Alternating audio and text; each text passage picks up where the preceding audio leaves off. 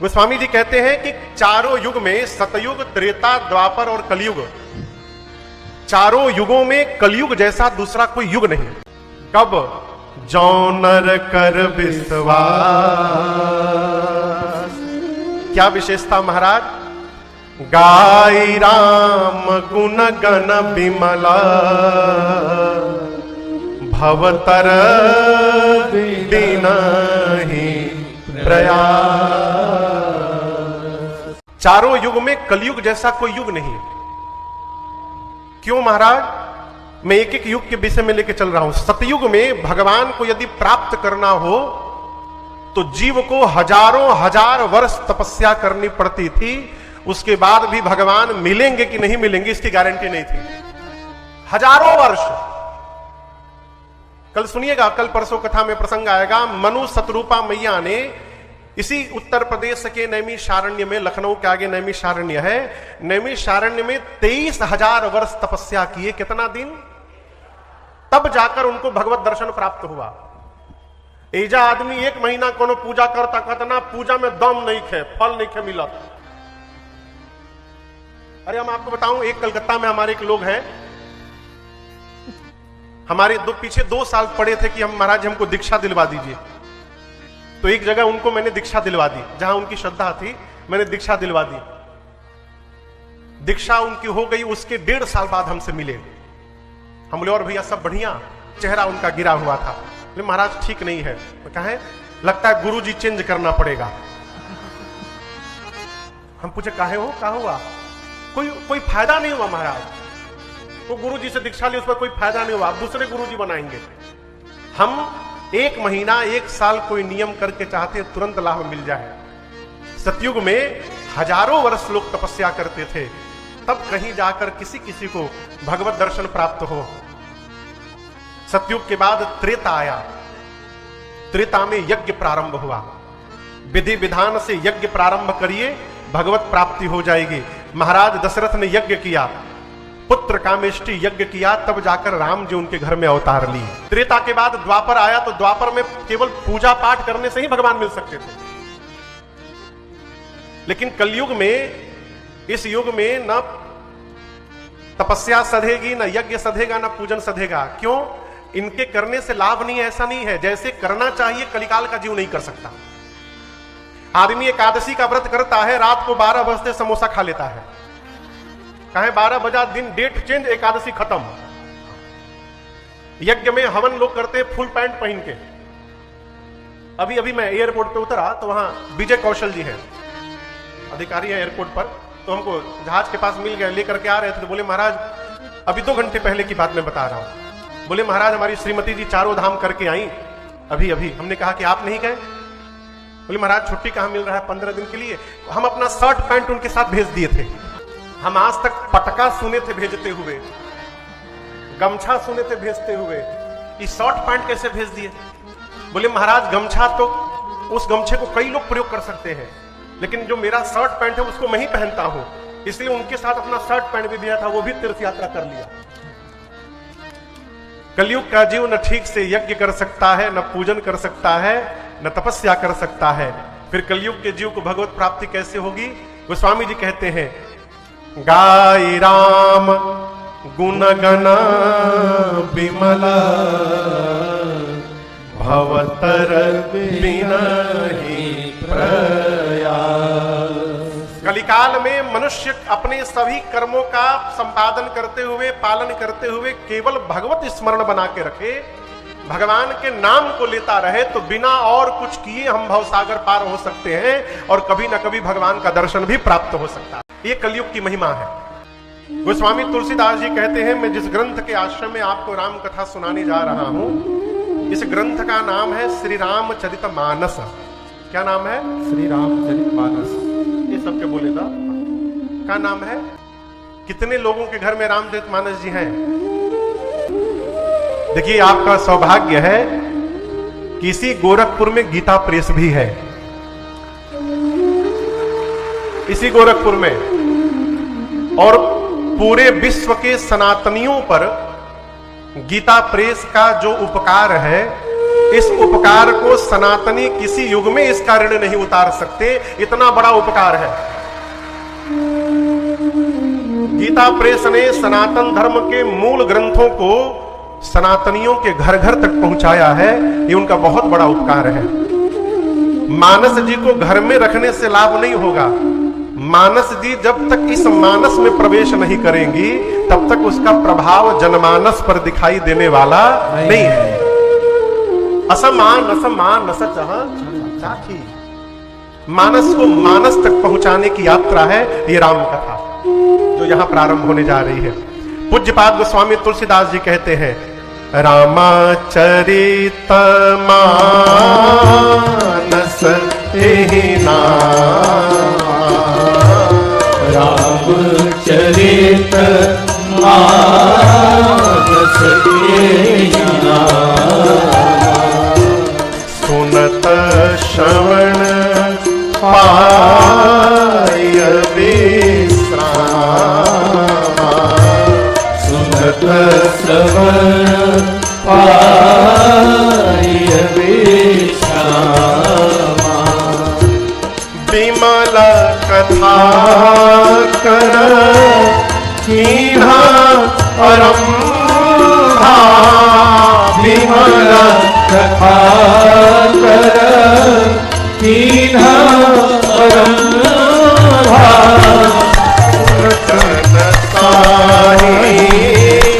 राम मत दंदा, सुनत न साही, राम मत दंदा, सुनत न साही, राम मत दंदा। गोस्वामी तुलसीदास जी कहते हैं इस ग्रंथ का नाम है श्री रामचरितमानस। इसके पीछे भी एक कारण है। सामान्य रूप से आम बोलचाल में हम लोग कहते हैं कि घर में रामायण जी का पाठ हो रहा है। किसका पाठ हो रहा है? आप लोग भी कहते हैं ना। लेकिन इस ग्रंथ का नाम रामायण नहीं है। क्या नाम है? रामचरितमानस। रामायण उसका नाम है जिसको वाल्मीकि ऋषि ने लिखा, उसका नाम है श्रीमद् वाल्मीकि रामायण, अध्यात्म रामायण, आनंद रामायण, ये सब रामायण है। लेकिन गोस्वामी जी कहते हैं इनका नाम रामायण नहीं है, ये रामचरितमानस है। क्यों? इसके कई कारण महापुरुष सुनाए हैं। गोस्वामी तुलसीदास जी महाराज जो कहते हैं, इस बात की घोषणा कर रहे हैं कि इस ग्रंथ की रचना मैंने नहीं की है। किसने की है आपको पता है? रामचरितमानस की रचना किसने की है पता है? चौपाई का दर्शन करिए। रची महेश निज मानस राखा, पाए सुसमय शिवासन भाखा। गोस्वामी तुलसीदास जी कहते हैं कि इस ग्रंथ की रचना सबसे पहले भगवान शंकर ने की। किसने की? जोर से बोलिए। शंकर भगवान ने। और लिख करके बाबा कहां रखे थे? निज मानस राखा। कहां राखा? निज मानस राखा। निज मानस, मानस यानी मन। भगवान हम और आप डायरी में लिखते हैं, शंकर भगवान ने राम जी की कथा को अपने मन में लिखा।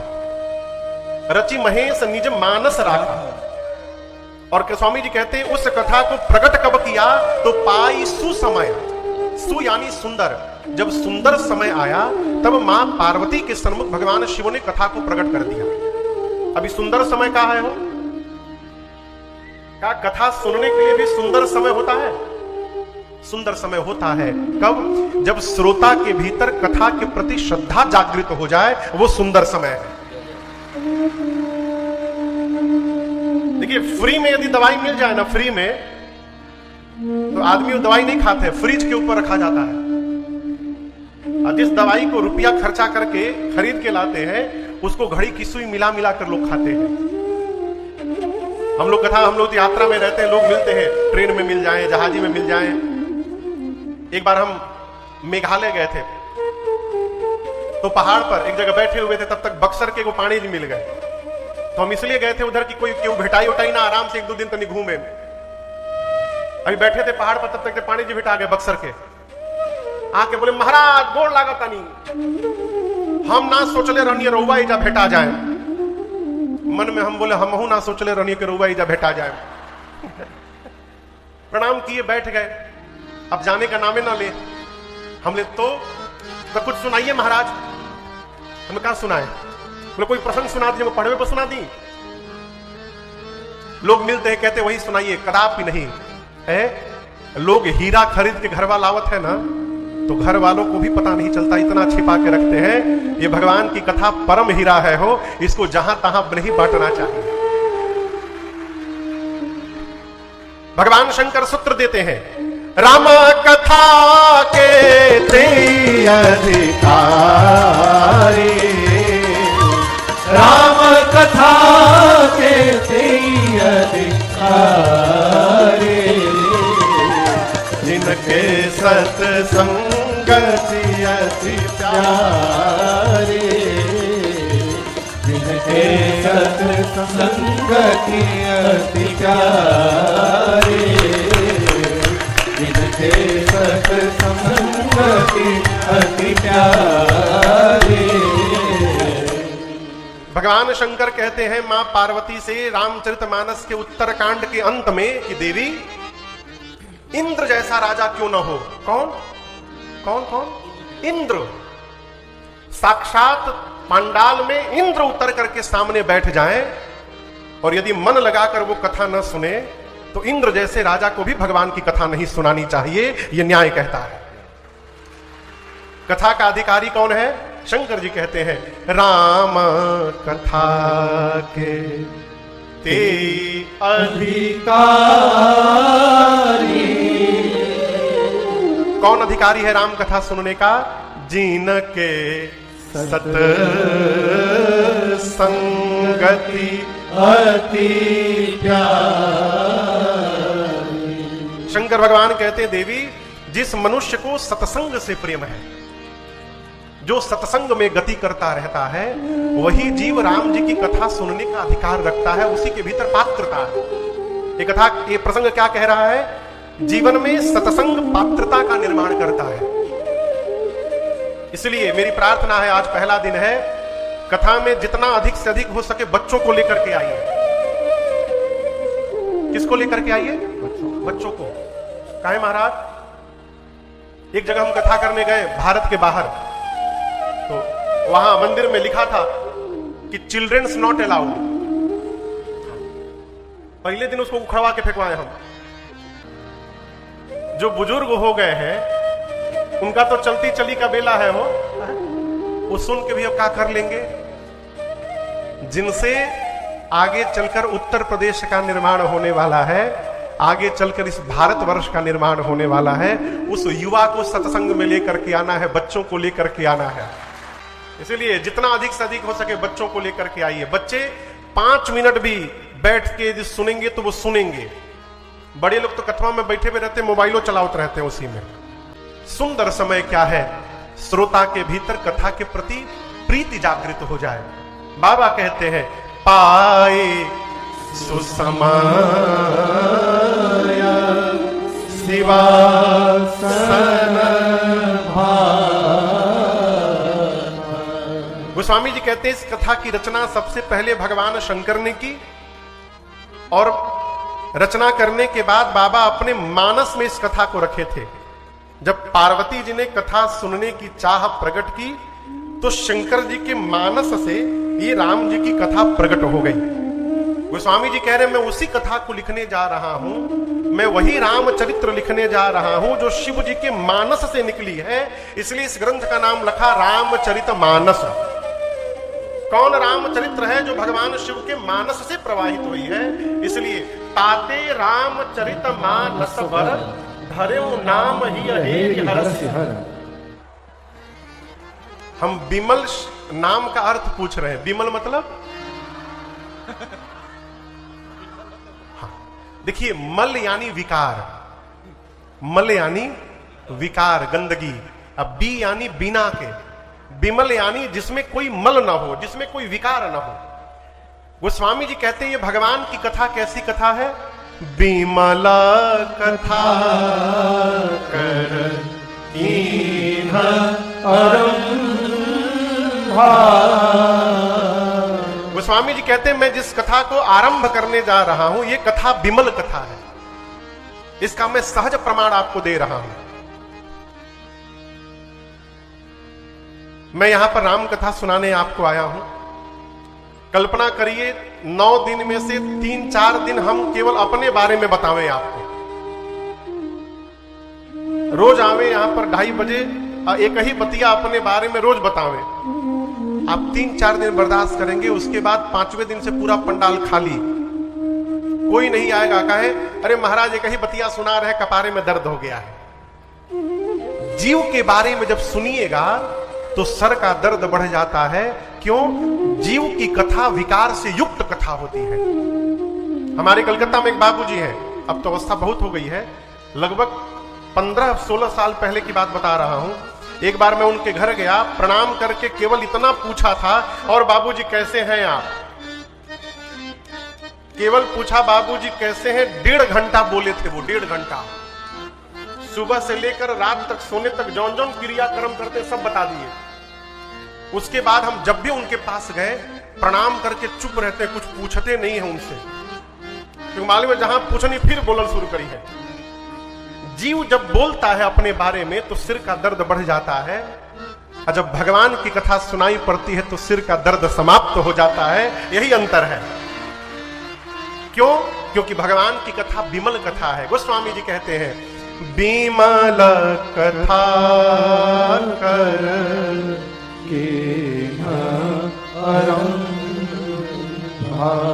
सुनने से क्या होगा? सुनत न साही काम मद दंभा। गोस्वामी जी कहते हैं भगवान की कथा को सुनते रहने से काम मद दंभ समाप्त हो जाएंगे। केवल 3 का नाम लिया लेकिन है कुल 6। विकार कितने हैं? 6 विकार। बोलिए, नाम पता है? नाम मालूम बा? काम, बोलते जाइए। काम, क्रोध, मद, मोह, लोभ, और 6वें का नाम है मत्सर। क्या नाम है? मत्सर। इन 6 बीमारी में सबसे डेंजरस जो बीमारी है उसका नाम है मोह। क्या नाम है? मोह सकल व्याधि न कर मूला। अच्छा आप बताइए, ये दिखाई दे रहा है? क्या है? रुमाल लोकता, तौलिया है। अच्छा ये बताइए, इस तौलिया, यदि ये तौलिया फट जाए तो आपको कोई कष्ट होगा? बोलिए, कोई कष्ट नहीं होगा। लेकिन हमको नींद नहीं आएगी रात को। आपको क्यों कष्ट नहीं होगा? क्योंकि आप ये मान बैठे ये आपकी नहीं है, इसलिए फट जाए जरी जाए आपको कोई फर्क नहीं पड़ेगा। हम मान के बैठे कि हमार है, तो यदि फट जाएगा तो हमको कष्ट होगा। ये जो मान करके बैठे ना हमार है, यही मोह कहलाता है। यही मोह है। जिसके प्रति आपका मोह होगा वही मोह कामनाओं को जन्म देगा। आपन बेटे से मोह है तो कामना क्या जन्म लेगी? हमारा लड़का स्कूल में टॉप कर जाए, दूसरा का लड़का टॉप करे चाहे ना करे कोई मतलब नहीं। अपने बेटे से मोह है तो कामना ने जन्म लिया क्या? बेटा टॉप कर जाए। अब दर्शन करिए, मोह के साथ कौन आया? काम। हमने जो कामना की यदि वो कामना पूरी हो गई तो लोभ जन्म लेगा। 10वीं में टॉप किया, अब 12वीं में भी टॉप करना चाहिए। अब देख रहे हैं, मोह है, मोह से कामना ने जन्म लिया, कामना पूरी हो गई तो लोभ जन्म लेगा, कामना पूरी नहीं हुई तो क्रोध जन्म लेगा। आप आशा लगा के बैठे लड़का 90% नंबर लाएगा, उला दिया 50%, अब आप नाचेंगे कि क्रोधित होंगे? तो क्रोध जन्म लिया कि नहीं? पूरा नहीं हुआ तो मोह, मोह से काम, काम से क्रोध और लोभ। अब दर्शन करिए, कामना पूर्ण होने के बाद लोभ तो आता ही है, लोभ के साथ मद भी आता है। कोई हमारा लड़का जैसा नंबर लाने वाला? ये मद है।